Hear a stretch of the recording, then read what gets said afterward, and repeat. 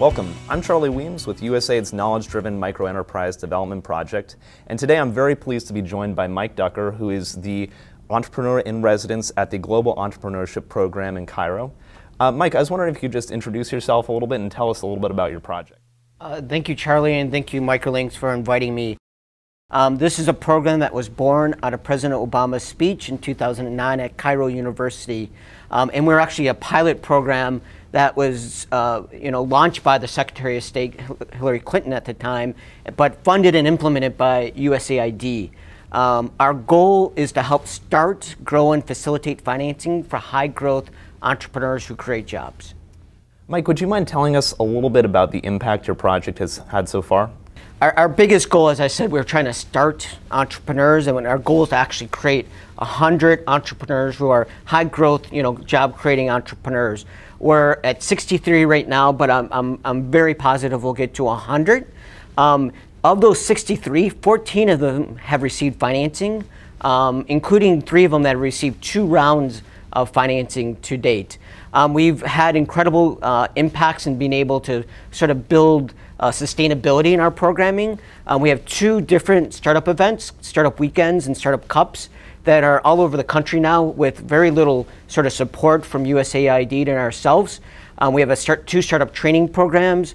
We have an angel investing group now in Egypt, and we also have over 200 new mentors that are trained to be able to mentor young entrepreneurs. Mike, I was wondering if you could tell us how your project is different from other SME projects, and also what are some of the key factors that you consider really critical to your success? That's a great question, Charlie. I mean, let me just sort of go back to sort of the economics around entrepreneurship and why it's different sort of than the economics around SME development. There's a lot of studies that have proven that high growth entrepreneurs are the majority of job creators in any economy.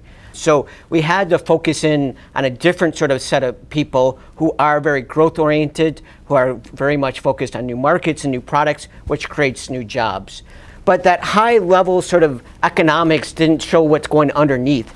Egypt had lots of big companies that were getting this foreign investment, but these bigger companies were actually paying low wages. And so you had a lot of labor strife and a lot of labor unrest and strikes. At the same time, you had over 2 million micro and formal businesses. But if you look at the data by the Global Entrepreneurship Monitor and the World Bank, these were not growth-focused entrepreneurs, and so there's no job creation there. And then lastly, in Egypt, what you saw was an incredible unemployment rate among the youth and college educated. So again, if you look at all this data, you had very smart young people who couldn't get high-paying jobs. So a project like ours, which was focused in on a different model, focused in on high-growth entrepreneurs, was needed in the country. And what we've learned that is unique is that there is a natural desire by people, individuals from the private sector, usually entrepreneurs themselves, people who've been successful, who want to support young startups. They want to provide guidance, advice, connections, sometimes financing to these young startups. And so one of our big goals in the program has been able to sort of engage with these young startups and these people who have the knowledge and advice and things, and just engage them in a very sort of interactive, intimate, very productive way. And that's been very unique, I think, in our program. Mike, I was wondering if you could talk a little bit about the importance of angel investing in your project. Sure. I think angel investing is unique for our project. If you look at the United States, there's just as much capital and financing provided by angel investors as venture capital, but it affects 15 times more companies. And the reason for this is that angels sort of do their own hard work. They actually do they create their own pipeline, they filter deals, they do their due diligence. So they actually create a lower transaction cost because they sort of eat that cost. And that allows them to do smaller transactions and then more transactions. So we wanted to do angel investing in Egypt. And we were successful enough in finding people who are interested in that and actually forming a group. And we were able to sort of provide some of the awareness and training for them to be able to do this, connect them with the right entrepreneurs. So to date, we've helped to facilitate 6 deals with angel investors. The angel group itself has done 9 deals, and average size is about $100,000 each. So we've been able really to drive sort of a new way to get financing for early stage entrepreneurs into Egypt. Okay, Mike, I was wondering if you'd tell us, what are some of the best ways that you've been able to get women involved in your project? Charlie, again, a very good question.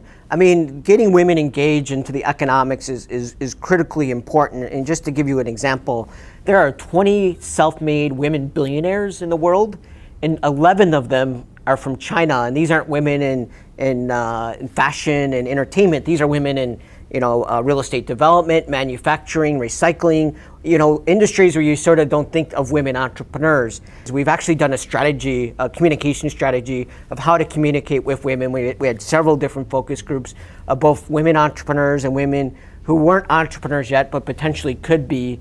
And what we learned is we had to get to specific sort of social networks, both virtual and non-virtual, to be able to communicate them about our events. What we learned about our events is that we've had specific women-focused sort of mentoring events, and to be very frank, they haven't been very successful on the quality of the entrepreneur and even getting women very excited about entrepreneur. And I think they want to be part of the larger ecosystem and community, so I think it's better to have women as part of just natural events and focus in on the outreach. But I can say we've had incredible women entrepreneurs.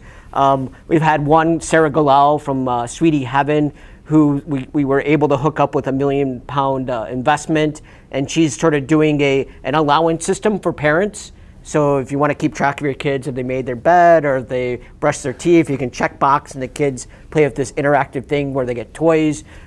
There's another women entrepreneur called Super Mama, and they are basically a resource for women in the Arab world on education, on fashion, on children, and they were able to get outside investment outside of Egypt, a fairly large investment. So some of our most successful entrepreneurs have been women. Mike, what lessons have you learned while implementing your project? Charlie, that's a good question, because what was happening is that we would have different activities and events, and I'd see some of these events were just powerful. You had incredible energy that come out of them.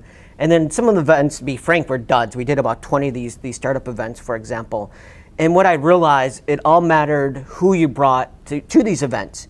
If you brought the most passionate entrepreneur who really cared about starting up a business, who was bright, ambitious, and was just going to walk through a wall, that's great. And then what you need to do is engage people from the private sector who really do want to help, who want to give it away, who want to give tough love, great advice, connections, and sometimes financing. And what you want to do is create what I call ecosystem physics. What you want to do is you want to get these people to connect. And the more powerful the business person and the more passionate the entrepreneur, the more powerful the explosion from the connection. And the more connections you make, the more powerful energy that comes from the ecosystem. And that's what you're trying to do in the ecosystem, is just try to make as many of those connections and bring the people together that need to be together so that they can help each other intimately. The second lesson that, as I look back and sort of see how we sort of progressed, is that you just need to make success happen. You need to drive momentum, and momentum, what happens, it creates trust among the ecosystem and partners.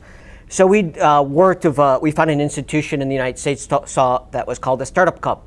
So the first year, USAID and the GEP, we actually paid for and implemented the Startup Cup. It's a 5-month program where you're basically providing lots of mentoring and pitching, and you get to some winners at the end. It's a competition.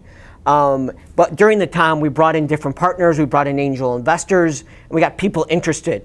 So the year after, we were able to get an NGO and a private sector incubator to actually implement the program. And we also invited a university and one of the government agencies to help with it. The government agency actually ended up financing the program, and we were just the advisor. So that way, we created success. We made people engaged and excited about the program, and then we were able to sort of hand it over and let others, sort of run it, and it has its own legs now to run beyond, our time there.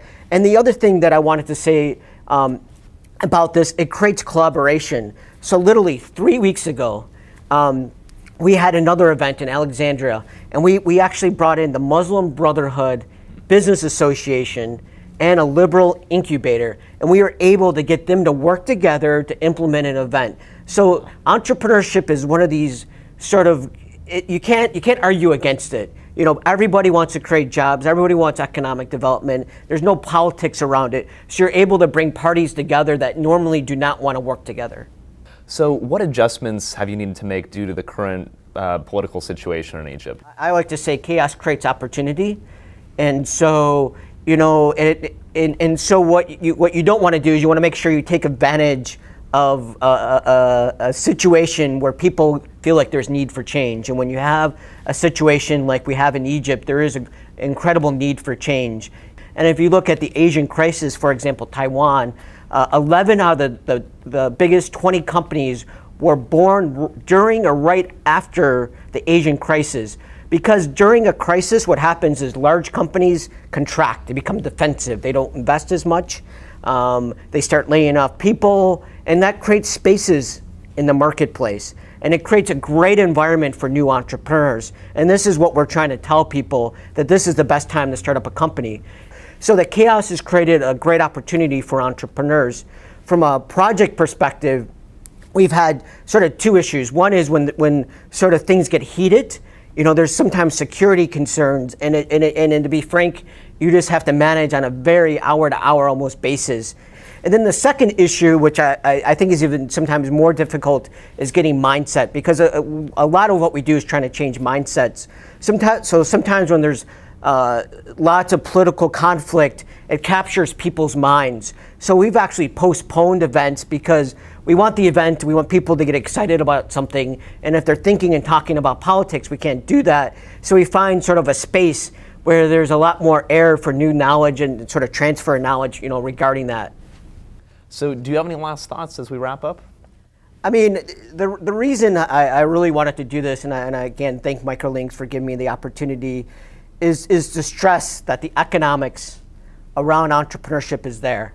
But the number of initiatives is not there. So what I stress is that for policymakers and the donor community and even implementers to start looking at entrepreneurship as an effective, I think, return on impact investment for economic growth.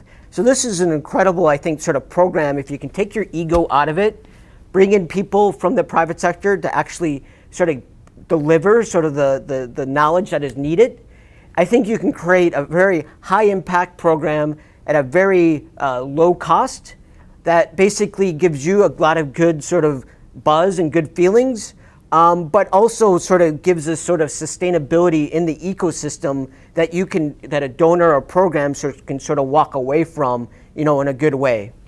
Mike, it's been great hearing from you. Thank you so much for joining us.